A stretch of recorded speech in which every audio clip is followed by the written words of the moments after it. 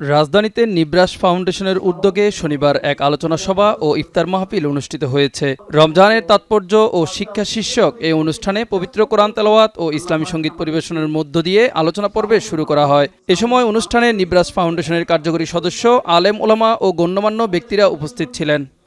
এই মাসকে এত নিয়ামত দ্বারা পরিপূর্ণ করেছেন। রাসূল করিম সাল্লাল্লাহু আলাইহি ওয়াসাল্লাম বলেছেন, ইজা দাখালার রমাদান ফুতিহাত আবওয়াবুর রাহমাহ। অনুষ্ঠানে প্রধান অতিথি ছিলেন বাংলাদেশ পুলিশের ডিআইজি ডক্টর মোহাম্মদ আশরাফুর রহমান। প্রধান আলোচক ছিলেন জাতীয় মসজিদ বাইতুল মোকাররমের পেশ ইমাম হাফেজ মাওলানা মোহাম্মদ মুহিব্বিল্লাহিল বাকি আন-নদভী। অনুষ্ঠানে বক্তারা বলেন, রমজান কেবল সংযমের মাস নয়, এটি আত্মশুদ্ধি, নৈতিক উন্নয়ন এবং মানবিক মূল্যবোধ জাগ্রত করার মাস। সমাজের ন্যায়, সততা ও শৃঙ্খলা প্রতিষ্ঠায় রমজানের শিক্ষা অত্যন্ত গুরুত্বপূর্ণ।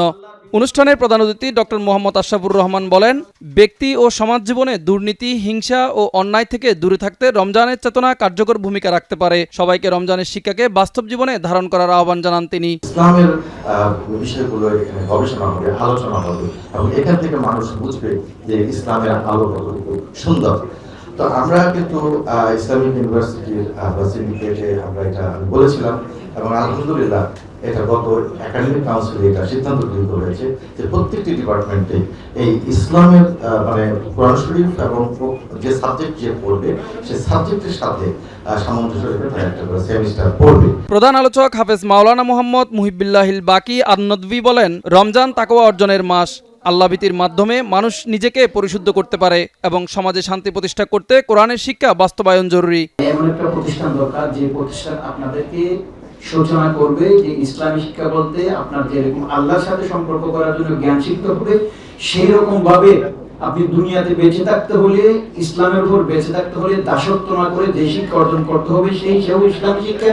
সেই দুইটা মিলে ইসলামী শিক্ষা, এই গবেষণা, এই মানসিকতা তৈরি করার জন্য যে প্রতিষ্ঠানগুলো বাংলাদেশের মধ্যে কাজ করতেছে, কয়েকটি প্রতিষ্ঠান আছে, তার মধ্যে নিবরাস একটা। অনুষ্ঠানে আলোচনা শেষে দেশ, জাতি ও মুসলিম উম্মার কল্যাণ কামনায় বিশেষ দোয়া ও মুনাজাত পরিচালনা করেন জাতীয় মসজিদ বাইতুল মোকাররমের পেশ ইমাম হাফেজ মাওলানা মোহাম্মদ মুহিব্বিল্লাহিল বাকি আন-নদভী। মিজান ফারাবী, নয়া দিগন্ত।